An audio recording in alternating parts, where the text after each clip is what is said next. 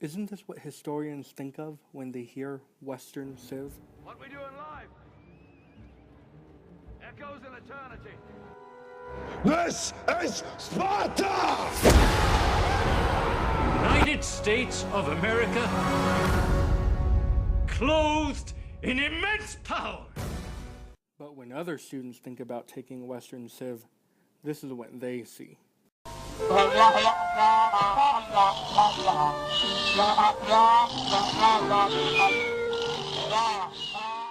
For most students, taking Western Civ or any intro-level history course is just to satisfy the humanity requirement for graduation, and they will never use the material again.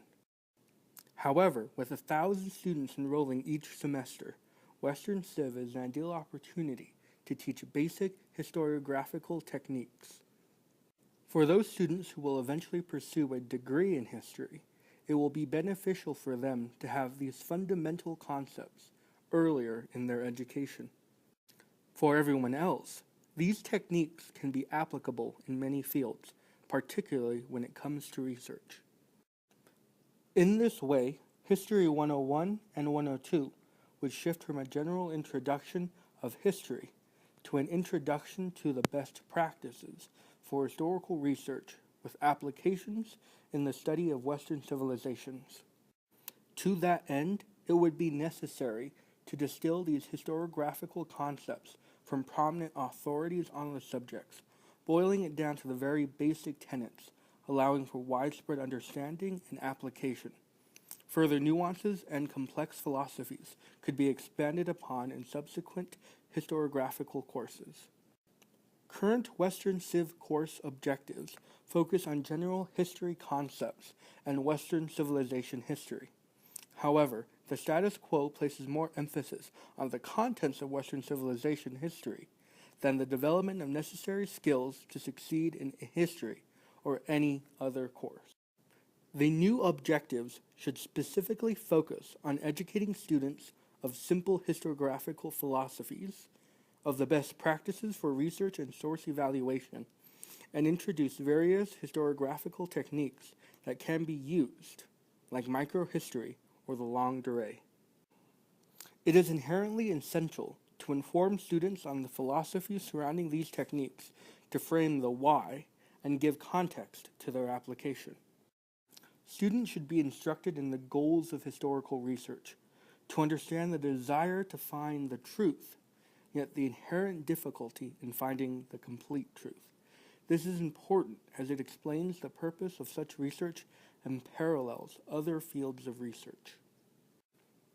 Further, students should understand the role historians and researchers play as the interpreters of evidence, as this directly affects the analysis produced. Lastly, the question on the use and functionality of such research should be explored, either to explain the causation of events, or rather the formation of a historical record. The plurality of ideas will allow students to customize their technique to their belief and field of study. The course should emphasize critical research techniques that allow for the best analysis of any evidence. Some situations, as similarly seen in science, can be as simple as understanding and critiquing evidence, by identifying inherent biases in the sources, but also within the student themselves. Additionally, it is necessary to examine the evidence for more than what they say, but also in their context, gaining understanding in their time and place and their relation to other sources. This and the introduction to the philosophies can be introduced together early in the course.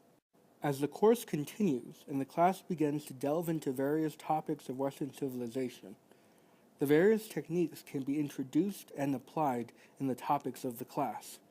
Students can be asked to use microhistories to analyze life in early Greece, or students can analyze the longue durée approach to examine how the Enlightenment led to the rise of Napoleon. Students could also study logs and logs of merchant trade manifestos to analyze the data of how the New World affected the European economy. Students could also examine the literature, art, poetry, and music produced during Alexander the Great's march through Persia to understand life during that time. By teaching a variety of methods, it allows students greater exposure and freedom to find the best method for them to succeed in all subsequent courses.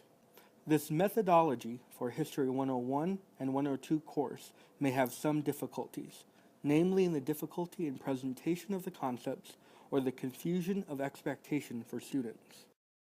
However, they are outweighed in the benefits such a practice would offer.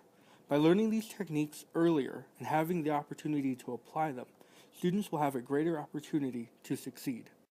Beyond the course, this will give students the ability to critically analyze research situations and devise the best strategy to produce the best possible analysis, whatever the subject. Instead of merely being a graduation requirement, Western Civ can become a course that actually helps students succeed.